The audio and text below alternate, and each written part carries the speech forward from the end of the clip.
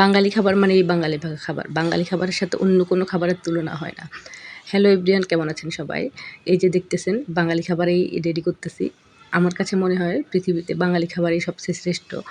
আসলে আমি বাঙালি, তাই বলে বাঙালি খাবার আমার কাছে বেশি পছন্দ। এটা আসলে আমার না, এটা প্রত্যেকটা বাঙালির কাছেই তার নিজস্ব খাবার, নিজস্ব ঐতিহ্য এগুলাই কি বেশি পছন্দ হয়। এটা সব মানুষেরই যে দেশে বাস করে তার কাছে ওই দেশের খাবারটাই বেশি ভালো লাগে। যাই হোক, আজকে আপনাদের সাথে একদম ঘরোয়া রান্না নিয়ে চলে আসছি। বাসায় ডাল করতেছি আর কই মাছ ভুনা করব। তো আমি এখানে ডালের জন্য ১ কাপ মসুর ডাল নিয়েছি। নিয়ে ডালটাকে ভালো করে ধুয়ে পরিষ্কার করে এখন পানি দিয়ে চুলায় বসিয়ে দিয়েছি। সাথে কিছু মসলা দিচ্ছি।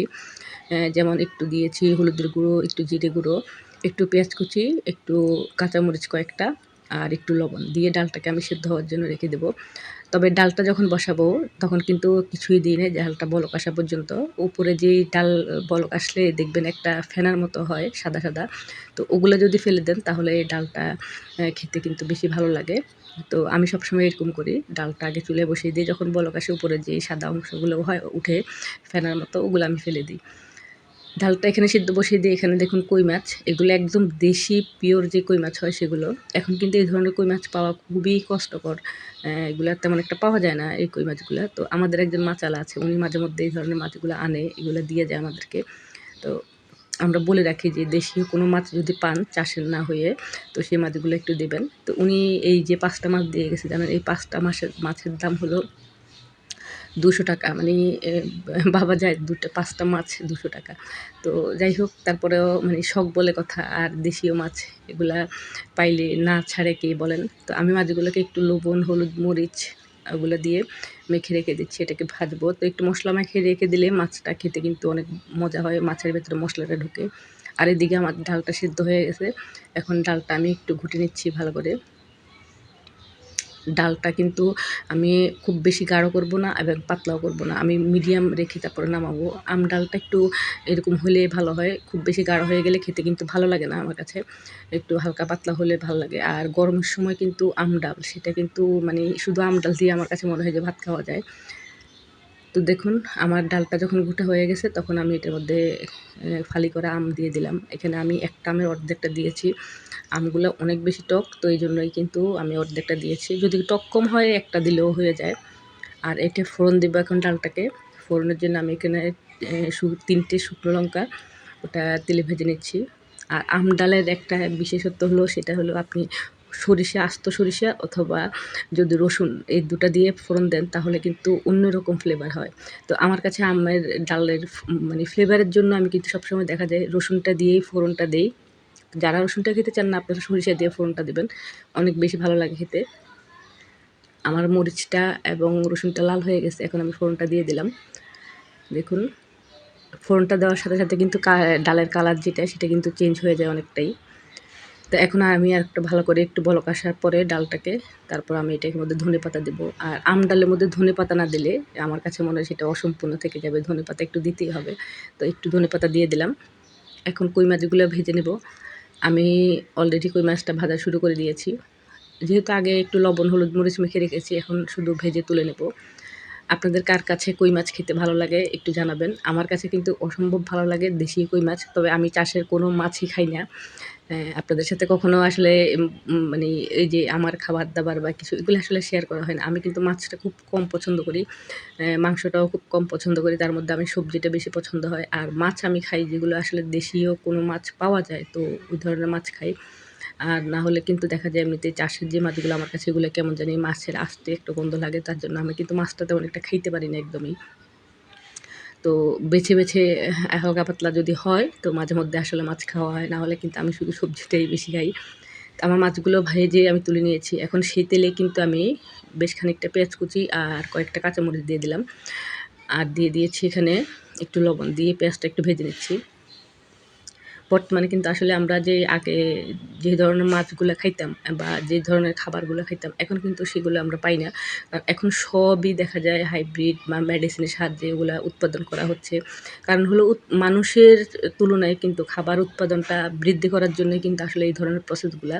এগুলা যারা উৎপাদন করে তাদেরকে আমরা দোষ দিয়ে লাভ নাই। কারণ হলো তাদেরও তো আসলে এই জিনিসগুলা বাড়াইতে হবে, কী করার আছে বলেন? এত বেশি চাহিদা প্রত্যেকটা জিনিসেরই, কারণ মানুষের তুলনায় সব কিছুরই কম। তো এই কারণে কিন্তু চাহিদাটা বৃদ্ধি করার জন্য হয়তো দেখা যায় মানুষ বিভিন্ন রকম প্রসেস অবলম্বন করতেছে। আমার পেঁয়াজটা এখানে একটু মোটামুটি যখন নরম হয়ে আসছে, ভাজা ভাজা হয়ে, তখন আমি তার মধ্যে একটু কাঁচামরিচ বাটা আর একটু রসুন বাটা দিয়ে দিলাম।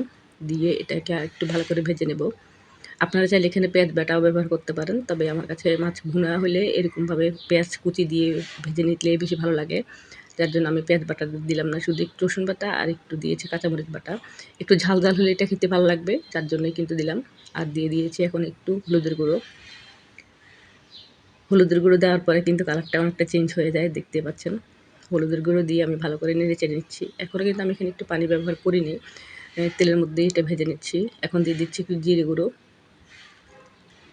মাছ ভুনার মধ্যে জিরে গুঁড়ো দিলে কিন্তু ভালো লাগে। তো আপনারা যারা দিয়ে খান তারা তো জানেনই, যারা না দেন তারা কিন্তু একটু দিয়ে দিবেন। মাছ ভুনায় একটু জিরে ভাজা দিলে তো ভালো লাগে খেতে। আর এখন দিয়ে দিলাম এখানে আমি একটু ধনে গুঁড়োও দিয়েছি।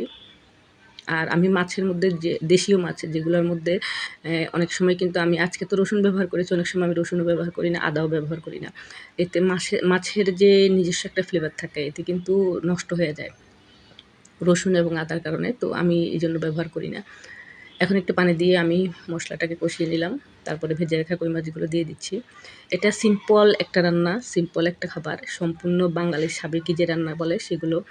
আর বাঙালিদের কাছে মাছ ভুনা, ডাল, সবজি, এক ফালি লেবু, একটা কাঁচামরিচ এই ধরনের মানে খাবার একটা প্লেটে যখন আপনি সাজিয়ে দিবেন তখন কিন্তু মানে তৃপ্তি সহকারে একজন বাঙালি খাবে।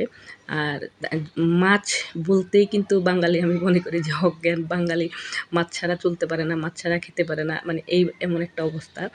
তো এখন বর্তমানে কিন্তু আসলে আগের আমরা ছোটোবেলায় যেভাবে দেখছিলাম মাছের খাওয়া-দাওয়া বা এত বেশি মাছ, এখন কিন্তু ওইভাবে দেখা যায় না। এখন তো সবকিছু মানুষ আসলে পরিমাণ বা হিসেব করে চলতে হয়, হিসেব করে খেতে হয়। তারপরে কিন্তু যে না খেয়ে থাকে তা কিন্তু না। মানুষ কিন্তু খায়। খাওয়া এমন একটা জিনিস যেটা আপনি চাইলেও খাবেন, না চাইলেও খাবেন।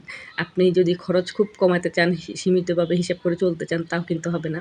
আপনাকে কিন্তু দেখা যায় একটু হিসেবের বাইরেও গিয়েও করতে হয় অনেক কিছু। তো আমার মাছটা দেখুন প্রায় হয়ে আসছে। আমি এখন উপর থেকে কিছুটা ধনেপাতা দিয়ে দিলাম। দিয়ে এটাকে ঢাকনা দিয়ে আর কিছুক্ষণ রান্না করব। এটা জাস্ট যে পানিটা আছে এটা শুকিয়ে ফেলবো একদম। এটা একদম ভুনা, ভুনা মানে ভাজা, ভাজা যেটাকে বলে সেটা হবে। তো এই ধরনের মাছ ভাজা খেতে কিন্তু খুব ভালো লাগে। আর কই মাছ কিন্তু আপনি কোনো জাস্ট লবণ হলুদ মেখে এমনিতেই মচমচে করে ভেজেও কিন্তু খাইতে পারেন। সেটা আরেক মজা রাখে। আর আমার আজকের মাছগুলো কিন্তু প্রচুর ডিম আছে পেটে। দেশীয় কই মাছ। এগুলোর মধ্যে কিন্তু ডিম আছে। এই মাছগুলো খেতে কিন্তু বেশ মজা লাগে। দেখুন মাছটা প্রায় আমার হয়ে আসছে। সাধারণ এই রান্নাটা আপনাদের কাছে কেমন লাগলো তা কিন্তু জানাতে ভুলবেন না। আমি একদম খুব সিম্পল একটা জিনিস আপনাদের সাথে আজকে শেয়ার করলাম। এটা বলার মতো কিছু না, তারপরেও করলাম। তো আমার রান্না কমপ্লিট হয়ে গেল। আজকের ভিডিওটা আপনাদের কাছে ভালো লাগলে লাইক, কমেন্ট করে পাশে থাকতে পারেন। সবাই খুব ভালো থাকবেন। আজকে এই পর্যন্তই।